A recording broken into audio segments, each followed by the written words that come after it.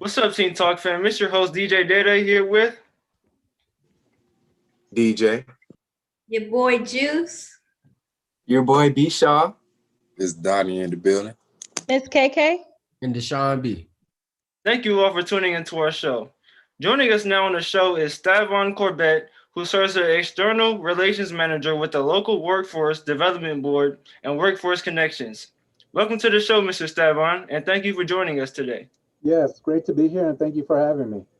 Yes, sir. So let's get right on into it. So what exactly is Project 354? Great question. And so Project 354 is a spinoff, or really is a representation of Assembly Bill 354, which Assemblywoman, now actually Senator-elect Assembly Dina Neal, fostered in the 2017 session. And so what Project 354 does is focuses on the zip codes that are under resources, where there historically has been low unemployment or high unemployment, barriers in place. And so what Assemblywoman did was make sure that folks in the area in these specific zip codes had a resource. And so collectively, Workforce Connections, Help of Southern Nevada, EQUIS, DWSS, which is Division of Health and Human Services, Nevada Partners, Urban Chamber.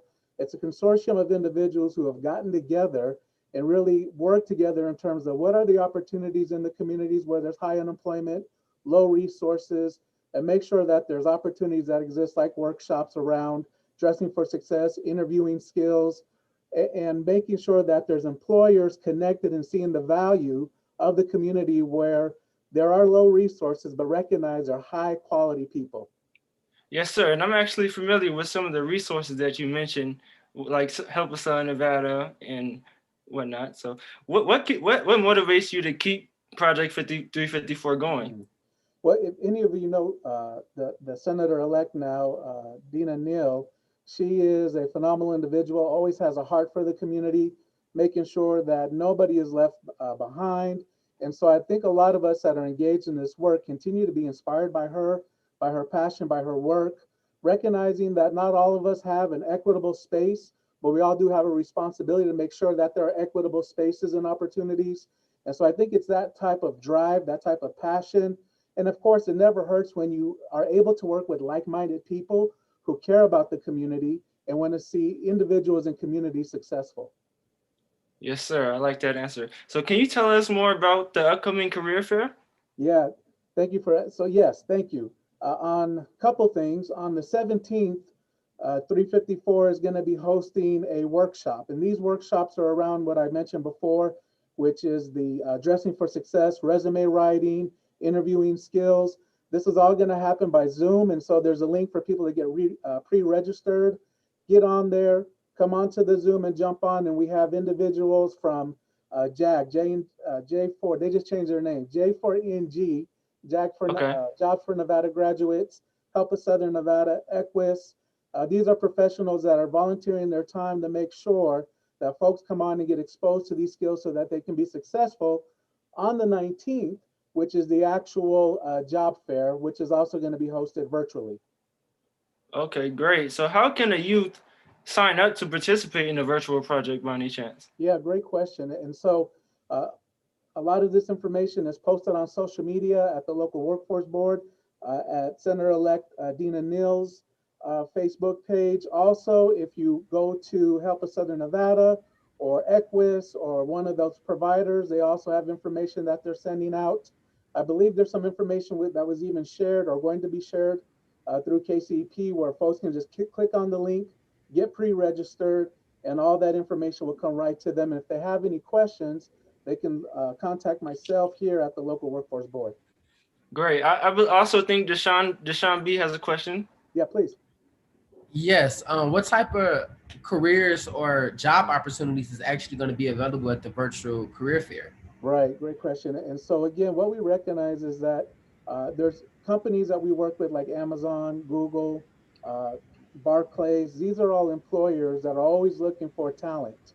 And so these are some of these opportunities are, of course, as you mentioned, jobs, but they're also careers. And so if you have an interest in something like Barclays in terms of accounting or banking, they're usually a representative that participates in these. And so that's just a handful of different employers that we'll have represented. The pay can go anywhere from minimum wage up to $15 to $20 an hour. Again, that just depends on the skill sets of the individual as well as the open positions. Okay, thank you for that. Of course. Yeah, so Mr. Stavan, what ages are welcome to participate? So yes, thank you for that. So when Senator-elect Neal was developing this legislation, she also looked at the population that was most vulnerable to not being employed. And so what's built into the Assembly bill is ages 16 to 24, because what's been recognized is that from folks that are 16 to 24 usually have some of the highest challenges of getting employed, especially young folks, right? Yes, sir. And so if you're in the age of 16 to 24, this is something that definitely could be a resource for you. Great. So why is it important to attend this event? So I would always say self-improvement is always an opportunity, right? And we Yes, live in a that's right. community that is always looking to enhance itself, increase its skills. And so these are the type of workshops and career and job opportunities which are put into the community so that folks who are looking to develop themselves personally and professionally. Tell me who doesn't want to be successful? Everybody wants to be successful. And so this is just one of those opportunities for folks to connect to some resources and participate in really what is a pathway of a quality of life. And basically benefit off of the resources given inside the community. 100%. Yeah, thank you for that. Yes. Yes, sir. So for the people who want to attend this event, is there anything that they would need to do to prepare for this event? So, always that strong mindset is always positive, right? Having that future orientation, a positive outlook, knowing that you want to be successful, that's always key. And I'll share there just about the mindset. In terms of the other skill sets, that's what the workshops are for.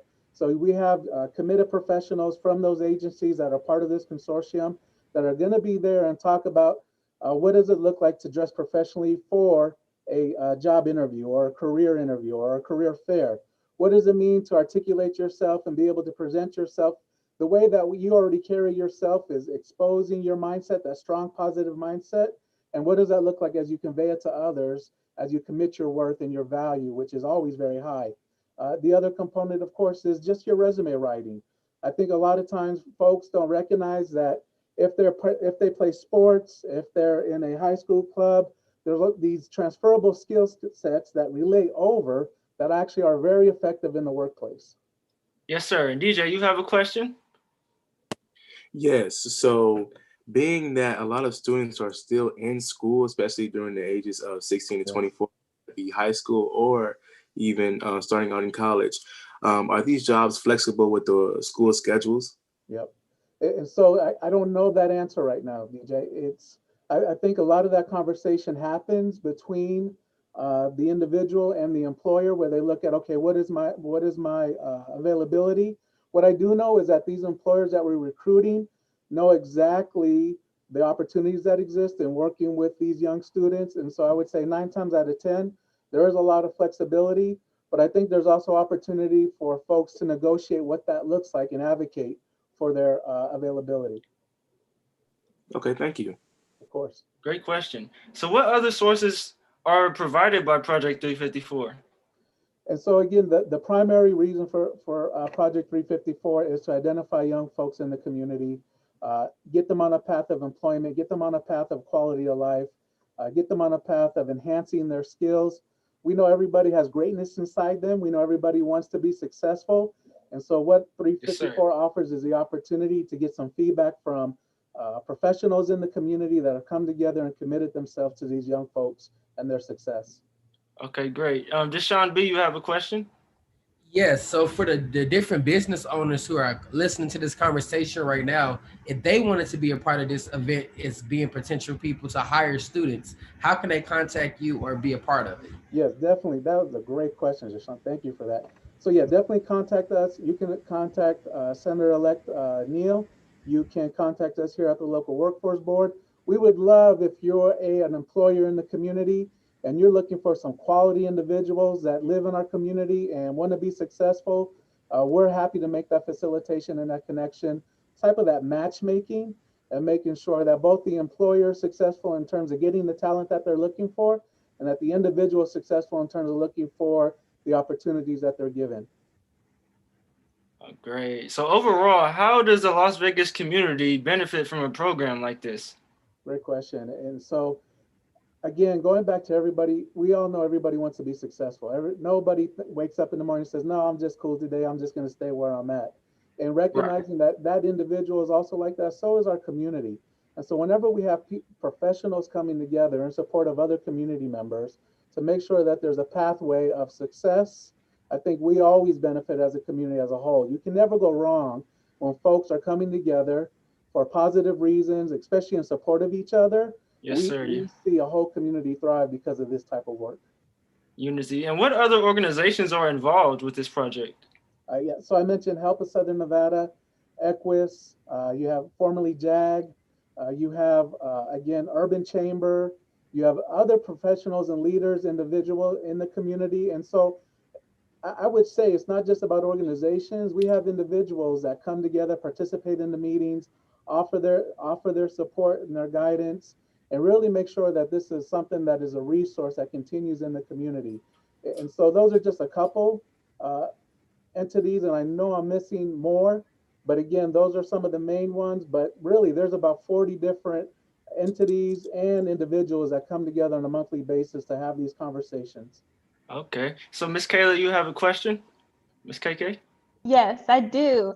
I wanted to know for the students 16 to 24, so for the individuals who might not want a full-time position, but might be looking for possibly an internship or even a mentorship, is that something that they can gain from going to this event?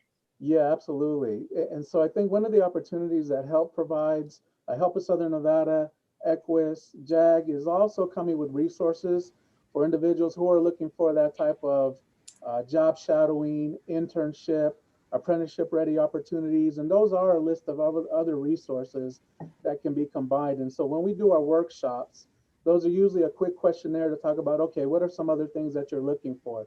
So I mentioned the Department of Health and Human Services, their division of workforce. If you have a young person who is maybe struggling with transportation, food insecurities, they can actually bring that resource to that individual.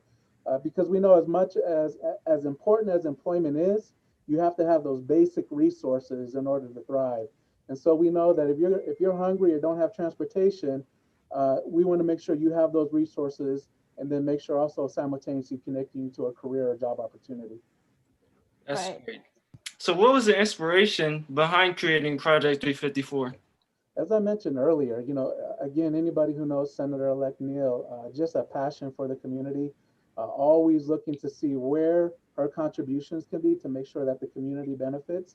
And so I think that kind of incentivizes this. And it's folks like Help of Southern Nevada, it's folks like the Urban Chamber that have come on board and really said, hey, we believe in this, and we want to make sure that this is a resource that is sustained and honored in our community.